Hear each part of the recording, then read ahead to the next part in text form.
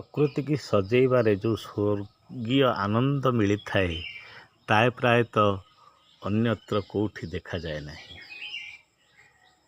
ତେଣୁ ଏ ପ୍ରକୃତି କି ଆମେ ସଜେଇବା, ଯେଉଁ ଦୁର୍ଲଭ ଜିନିଷ ଆନନ୍ଦ ଟିକେ ଆଜି ଆମେ ଖୋଜୁଛେ ପାଉନି, ତାକୁ ଆମେ ନିଜେ ନିଜ ହାତରେ ପାଇପାରିବା। ସେଥିପାଇଁ କୌଣସି ଟାବଲେଟ୍ ଦରକାର ନାହିଁ, ବଟିକା ବି ଦରକାର ନାହିଁ।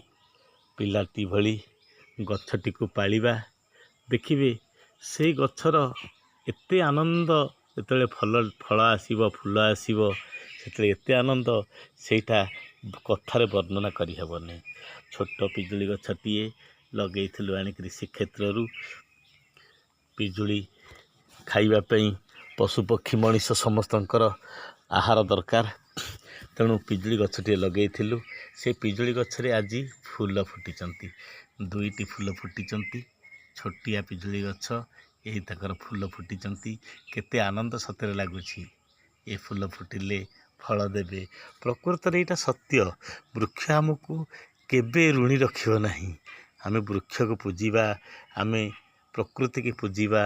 ଆନନ୍ଦ ସହିତ ଆମେ ସବୁ ସୁଖ ସୁବିଧା ତଥା ଆହାର ମଧ୍ୟ ଆମେ ପାଇପାରିବା। ଜୟ ଜଗନ୍ନାଥ। ଭାରତ ମାତା କି ଜୟ। ଆସନ୍ତୁ ପ୍ରକୃତି ପୂଜିବା। ୟୁକାଲପଟାସ ଗଛ ଜାଗାରେ ପିଜୁଳି ଗଛ ଲଗେଇବା। ଜୟ ଜଗନ୍ନାଥ।